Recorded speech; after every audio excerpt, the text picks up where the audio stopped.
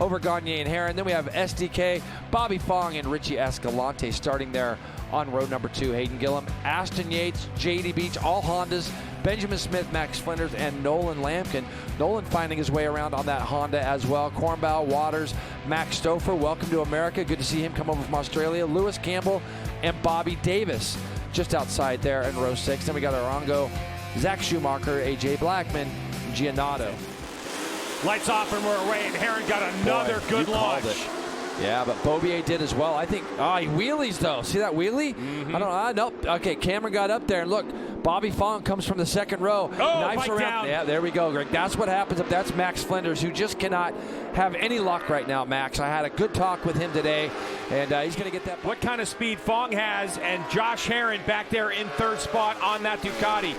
He had his way on the back straightaway with the rest of the field, and Herrin able to make up a little bit of time, but it's going to be under braking Cameron Beaubier on the Tytler Cycle BMW, who will take over the lead. Yeah, now let's talk about Cam Beaubier a little bit, because we kind of started to find out a little bit of what happened. He did have a bicycle accident earlier in the week, Greg. Here you go. Here's a look at it. He's in deep and he's in wide. Now watch this as he tries to hook it back. Whoa! That front of the bike just goes out from underneath him.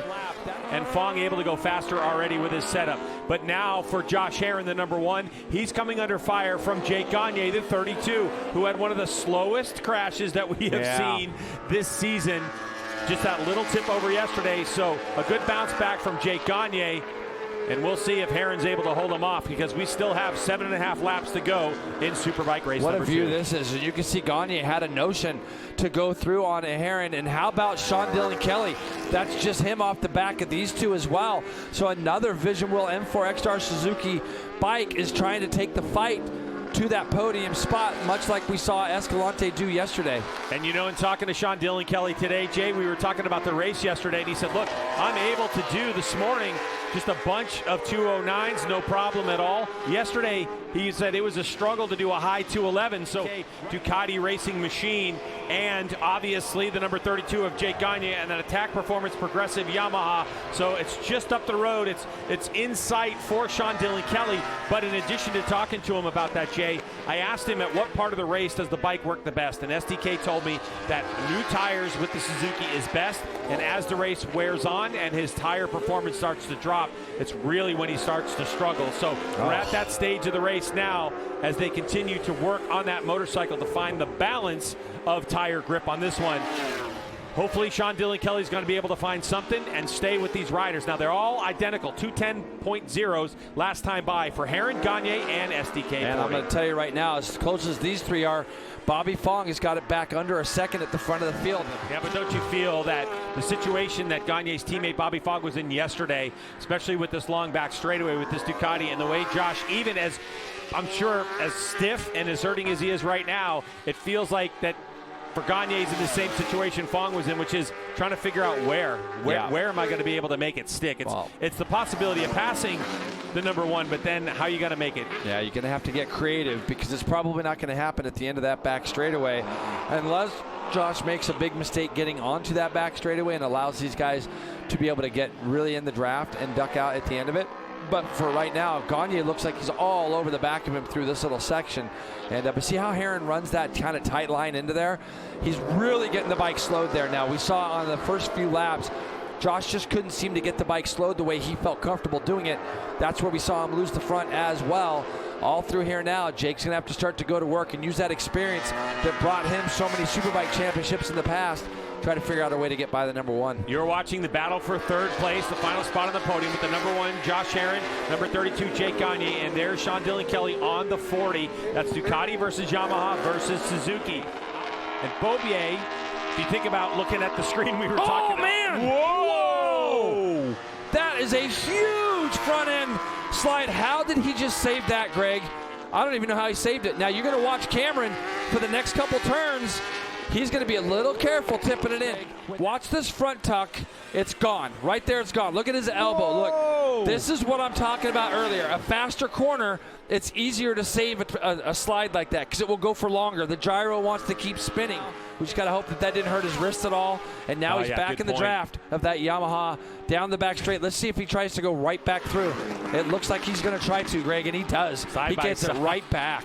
So for Bobby Fong, he lost the lead, and that's our 5th lead change of this race between Bobby Fong and Cameron Beaubier. Now, talking about lines, I said I was going to bring this up. In our next shot, after they go through this left-hander, I want you to see the difference in lines going into the turn 16, 17, and 18 range. They're going through this tight left. Watch how tight Bobby goes into this right-hander compared to Beaubier. I asked Bobby about that earlier. He said, Jason, I like to get in there a little bit earlier. When I get out wide, I don't feel like I can get the bike to turn. And while their bikes are out wide and maybe doing a little bit of chatter, I get my bike in early. I control it through a little bit of brake and RPM, and then I drive through. Did you see how much he gained on Beaubier through the middle of that turn? Absolutely. That's because Cam went through there and was rethinking some things, you know? Well, what's interesting about that too, Jamie, is in talking to Richard Stamboli, his team owner and crew chief, he had mentioned to me, you know, Bobby Fong gets to go off when the season's over and race 2 World Superbike races, and that's a non-Dunlop tire that they race on is, look for a moment that Gagne might be going. And so they had spent 2 days testing on the World Superbike spec tires, and that tire for Bobby Fong gave him a tremendous amount of confidence in the front, and Stamboli told me he felt that in World Superbike to try to learn, you know, get a Friday morning practice and right into qualifying, as STK is going to take a shot at Gagne here. STK wants to go take a shot at Heron for sure.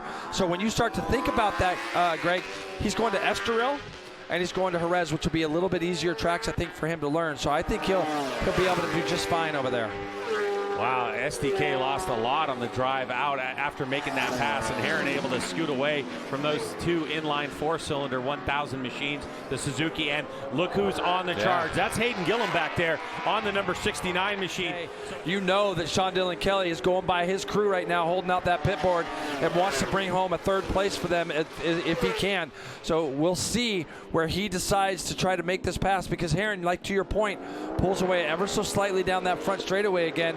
SDK, I think if he's close enough, if he can get close enough through these S's, they've gone through it at exactly almost the same first split.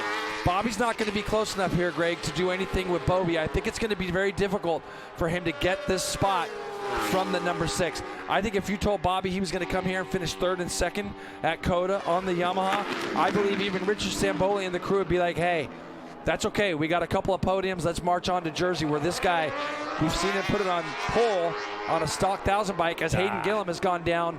That would be the turn 11 area as well. So he goes down. Hayden picks the bike back up.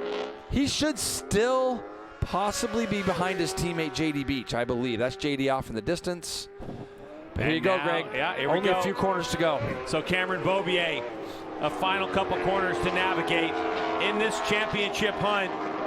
2nd in the points to Bobby Fong.